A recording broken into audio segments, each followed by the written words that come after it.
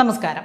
നമ്മുടെ ആരോഗ്യവകുപ്പ് മന്ത്രി കെ മുരളീധരൻ ഇന്നലെ നിയമസഭയിൽ ഒരു സത്യമായി അങ്ങ് പറഞ്ഞു. ആരോഗ്യവകുപ്പിൽ നിന്ന് ആകെ നേരിടുന്ന ഒരു പ്രശ്നം എന്ന് പറയുന്നത് കഴിഞ്ഞ 10 വർഷക്കാലത്തെ റീൽസും അവസാനത്തെ 5 വർഷത്തെ വീണ വീട്ടലുമായിരുന്നു സാർ. ആരോഗ്യവകുപ്പ് ഇന്ന് നേരിടുന്ന പ്രശ്നം കഴിഞ്ഞ 10 വർഷക്കാലത്തെ റീൽസും കഴിഞ്ഞ 5 വർഷക്കാലമായി നിരന്തരമായിട്ട് നടന്നുകൊണ്ടിരുന്ന വീണമീട്ടലുമാണ് എന്ന് ജനങ്ങൾക്ക് എല്ലാവർക്കും അറിയാവുന്ന പ്രശ്നമായിരുന്നു, ഒരു സത്യമായിരുന്നു. അത് പച്ചയ്ക്കൊന്ന് കെ മുരളീധരൻ നിയമസഭയിൽ പറഞ്ഞു. പോരേ, വീണവായന അങ്ങ് തുടങ്ങി. എവിടെ? ഫേസ്ബുക്കിൽ. എന്ത്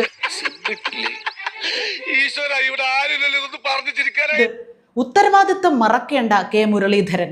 കെ മുരളീധരനെ ഉത്തരവാദിത്വം പഠിപ്പിക്കുന്നത് ആരാണ്? വിടുവായത്വം നിർത്തി വകുപ്പിനെ ഏകോപനത്തോടെ നയിക്കൂ. 30 ദിവസത്തിനുള്ളിൽ സംസ്ഥാനത്ത് പനി ബാധിച്ചു മരിച്ചത് 87 പേരാണ്. കൃത്യമായിട്ട് സ്ഥാനം പോയപ്പോൾ ഇരുന്ന് കണക്കെടുപ്പൊക്കെ നടത്തുന്നുണ്ട്.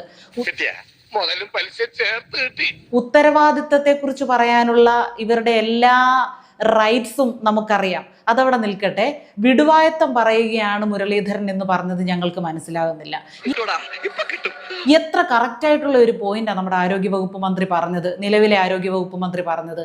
കഴിഞ്ഞ 5 വർഷം കൊണ്ട് വീണമീട്ടലും നിയമസഭയിൽ ചെന്ന് നിന്ന് നിരന്തരം കപ്പിത്താന് വാഴ്ത്തുപാട്ടും പാടുകയല്ലാതെ ചുമ്മാതെ കെട്ടിപ്പൊക്കിയ ഒഴിഞ്ഞ കുറെ കെട്ടിടങ്ങളില് മുന്നിൽ റിബണും വലിച്ചു കെട്ടി അത് മുറിക്കുകയല്ലാതെ എന്താ ചെയ്തത്?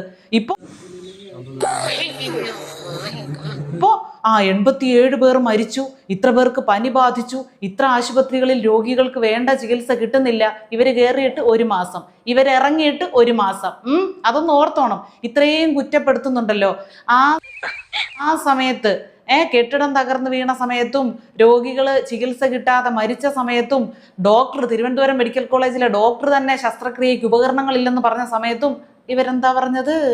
ഇതൊന്നും നമ്മുടെ പ്രശ്നം കൊണ്ട് സംഭവിക്കുന്നതല്ല.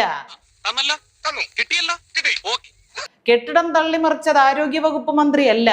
രോഗികൾക്ക് രോഗമുണ്ടാക്കുന്നത് ആരോഗ്യവകുപ്പ് മന്ത്രിയല്ല. പകർച്ചവ്യാധികൾക്ക് കാരണം ആരോഗ്യവകുപ്പ് മന്ത്രിയല്ല.